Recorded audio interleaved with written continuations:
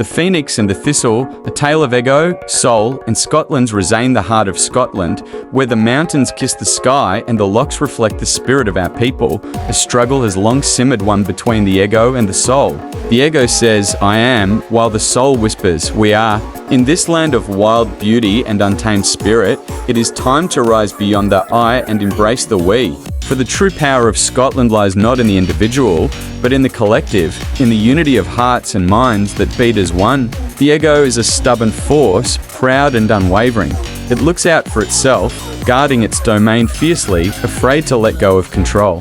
It believes that power is born from standing alone, that success comes from dominating the landscape like a lone stag on the moor. But the soul knows better. The soul sees that the strength of a single individual pales in comparison to the might of a community bound by love, faith, hope, and unity. We, the people of Scotland, are like a thistle. Each of us has our thorns, our jagged edges that protect us in moments of fear or uncertainty. But together, we form a flower that cannot be broken, no matter how harsh the winds of change blow. Our thorns, though sharp, serve a greater purpose, to defend not just ourselves, but each other. For when one thistle stands, it is fragile. But when a field of thistles blooms, it is a sight that cannot be ignored, a force that no one dares to challenge. We are not meant to stand alone.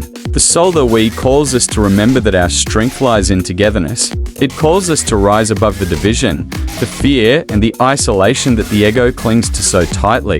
The soul is the quiet, constant reminder that we are all part of something greater, something timeless. It speaks of a unity that transcends the self, a bond that connects us not just to each other, but to the very land we walk on, to the history that shaped us, and to the future we are building together.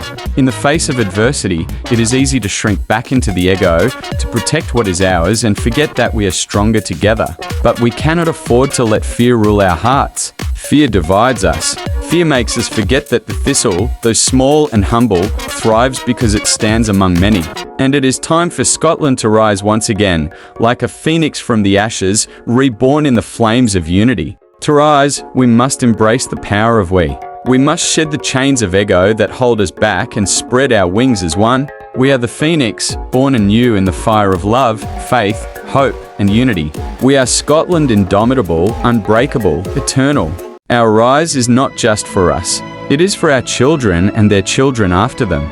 It is for the generations who will walk these lands long after we are gone, for the future we are shaping today. We must rise not out of pride, but out of love for each other, for our communities, and for this country we all call home. So let us rise, not as individuals seeking glory, but as a people united by a shared purpose. Let us rise with faith in each other, hope for the future, and love for Scotland.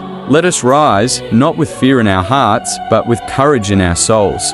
For when we rise together, there is nothing we cannot overcome. We are one. We are Scotland. And we are rising.